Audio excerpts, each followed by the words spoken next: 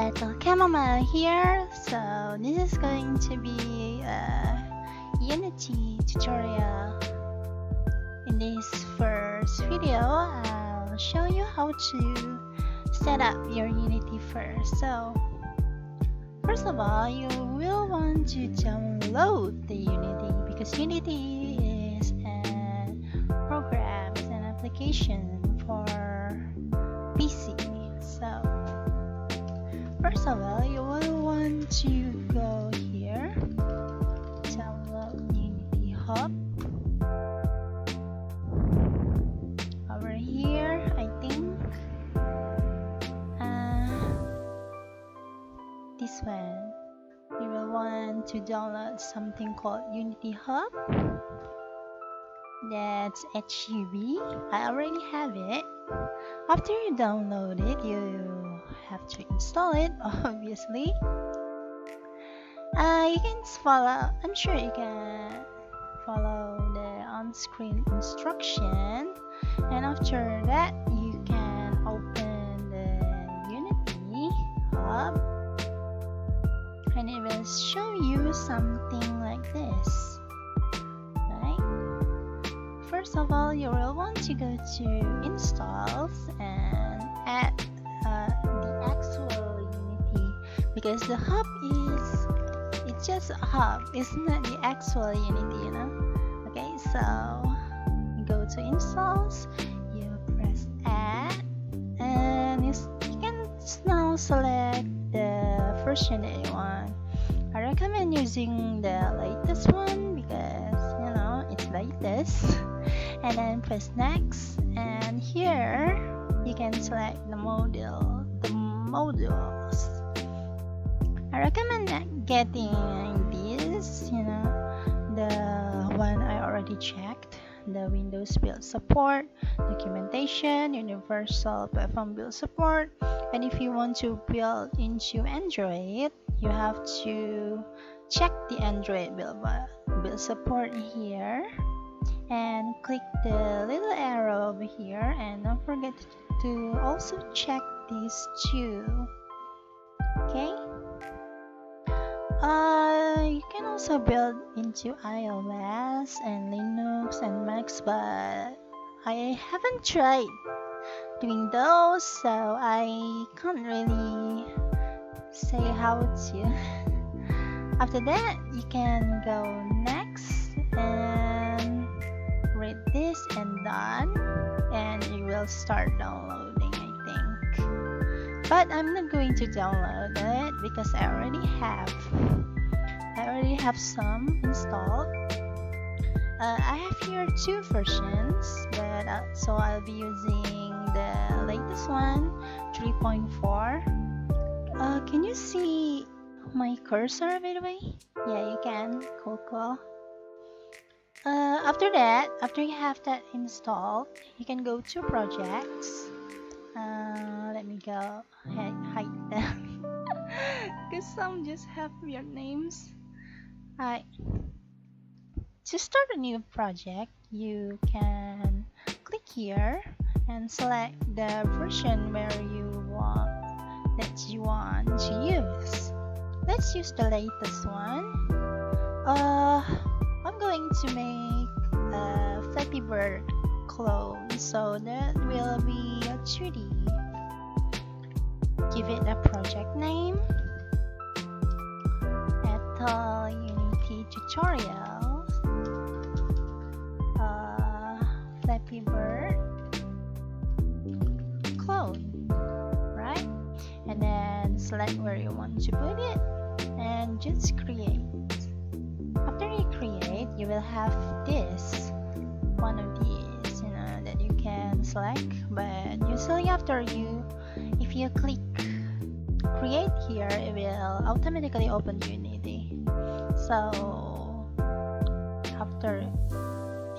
if it's not open, you can go to the projects and just click this like that. But I already have it open, so it will look something like that. I I'm using the free version of Unity. Like the license is personal. There's also a pro version with some more features, but I'll be taking that later. Okay, so we have here scenes, tab scenes. This is where you can put stuff, where you can edit the actual game. The game tab is where you will be testing your game. The asset store is a place where you can browse for assets. See, it's connecting to asset store. Over here you can get various assets that other people make and stuff, so you don't have to make everything yourself, though it's still your option if you want to do it yourself. Then there's also the animator tab, where we can later do our animation here. Down here we can see oh, by the way, the layout may be different because I'm not using the default layout. Let's really change. I should change it to default first so you can see better. Click here. To change the layout, you can click here on the upper right corner and choose default, and it will change it to something like this. As you notice, the animation tab is gone. This is a hierarchy tab where you can put stuff in this. For example, we have already here a main camera, which will render the game.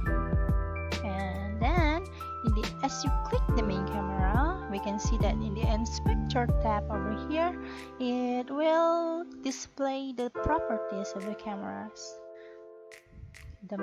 This is the name, the tag, the layer it's in, whether it is a static object or not, and all that stuff. The transform here is where it is located. The camera is the actual camera function, and audio listener is, as you can guess, it listens to audio. Down here we can see first console. We'll be using this a lot later. It's usually used for debugging. And here we can see the project tab. This is where we'll be putting our assets and stuff. So, I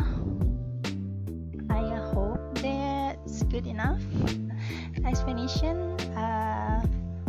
Now, let's see. I have already prepared some assets. As you can see over here, I have the character. The character will be my dragon back thing. I still haven't named it. So I have some sprites, flying 1, flying 2, but these are not inside our assets folders yet. So I will be making a new folder.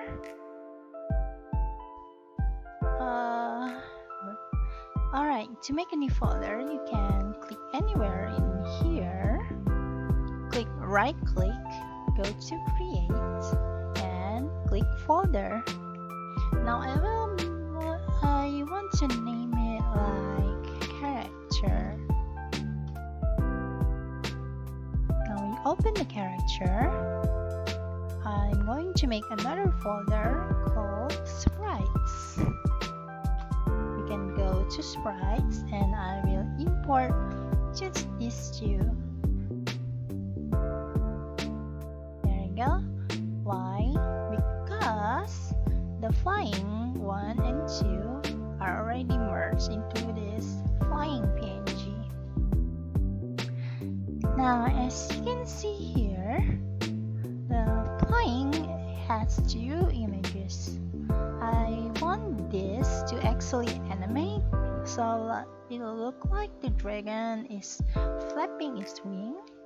So I want to change we can click it, and in the inspector you can see that the sprite mode is single. Let's change that to multiple and hit apply. There you go. Now go to Sprite Editor. It will open this window. I will want to slice it. Let's go by cell size. I know the size is 520 times 520 because that's how big I made the image, and slice it. And as you can see, the sprite is now sliced into 2 different sprites. We can hit apply and close it.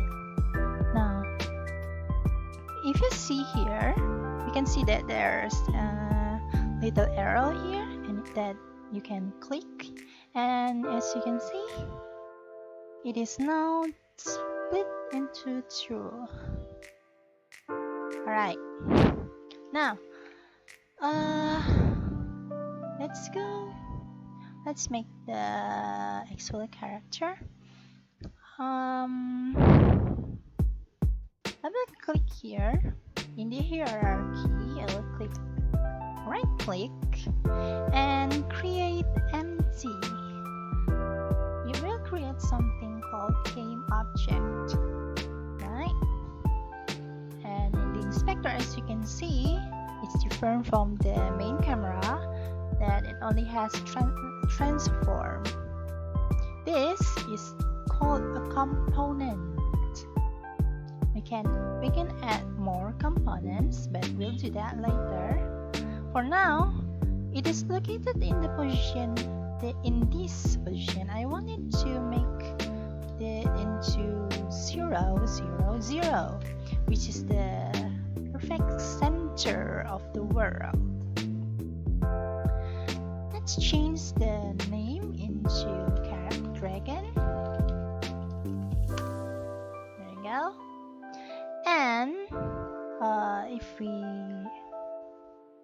click here and press F over here, we will focus our scene view to the dragon, although there's nothing there yet. Now, hold on, we can change that. Now click. I'm going to insert the sprite, but to keep things organized, I will right click it and create empty. We will create another game object inside the dragon. This is called a child, and this is called the parents. So if I close the dragon, the game object stays inside. Now, what this does is, if I were to move the dragon, the game object will follow. But if I move the game object, the dragon stays in the space, as you can see over here, while the game object being over here. Now I don't want to do that, so let's reset it back. Alright, look here. The dragon is the parent. It has no parents, right? So the transform here, the position shown here is the world position. Meanwhile, game object is a child of dragon. So the transform shown here, the position that is shown in the transform component here is local position. So if I, for example, right click and reset it to 0, 0, 0, it doesn't go to the center of the world like it did with dragon. It instead go back to dragon's position. Now if I were to move it again, note that it is currently in this position, right? But if I were to move game object, out from from being a child, so it is no longer the child of dragon, the position changes to this. This is its world position. But if I put it back in here, goes back to this. This is its local position. Child object also still has world position, but it doesn't display here. Now, let's reset that. I'm going to change the name to graphic because this is where we'll be putting the graphics. I'm just gonna click here, the flying 0, not the flying, but flying 0, and drag it over here. Pop, there we go, it appears. I'm going to reset the position again. And as you can see here in the game tab, the dragon is there. Cool. But it's too close to the camera. I want it to be further, right? So first of before I do that, I want to change here in the game tab. I want to change this free aspect into 16 by 9 because that's the resolution I want the game to play in. It doesn't affect anything but only the view in the game tab, so that when I preview the game here, I can see how it will looks like when the game actually runs. You know, I mean, like the resolution, is it correct or is it not? Right? So let's put the dragon over here. And the main camera, as you can see over here, you can see here in the projection, it says orthographic. Now there are two types of projections. We have perspective and we have orthographic. If I change this to perspective, for example, perspective is like it's the, how do I explain it? It's the usual projection that you can see in 3D games and some 2D games too. It's basically, as you can see here, now we are looking at here in 2D mode. If I turn this off, you can see that the world is actually 3D. And this here, the blue arrow is the z-axis. As you can see, if I drag this arrow, the z position of the dragon changes. Right? Now, if you go back, if you look at the main camera, as you can see the preview over here, maybe like, right, I'll show you like this. I'll drag the game window over here. Now if I move the dragon, it will become smaller because it's farther. And if I move it here, it gets closer to the camera. But if we change the projection to orthographic, the Z doesn't matter at all. Let's change that back to 0. Now, it depends on what kind of the projection type depends on how you want the game to look. But for this project, I want it to stay orthographic. So if I can't change the size of the dragon by dragging the Z, then how can I make it smaller in the camera? Projection, orthographic projection has size. We can change that instead. See? The bigger the size, the smaller the dragon looks. It's basically just how much area that the camera captured at the time. I'll change it to 10. That looks good enough. Okay, and let's change that back to 2D view. In perspective projection, there's no size, but there is field of view. And well, it works differently. I'll explain that later on later videos when we're actually gonna use that. Now, click back to the dragon. I want to move it to the left. Now, as you can see, the arrow that usually appears when I click something is not showing. That is because on the top left corner here, it is currently in rect tool mode. Change that to move tool and the arrow reappears. You can see here that there's a little blue box over here. I can use that to move it both in X and in Y axis. So if I only click the X arrow, it will only move in one axis like that. There you go. I'll change the Y back to 0. Now, don't forget to save your game. To save, go to File and click Save.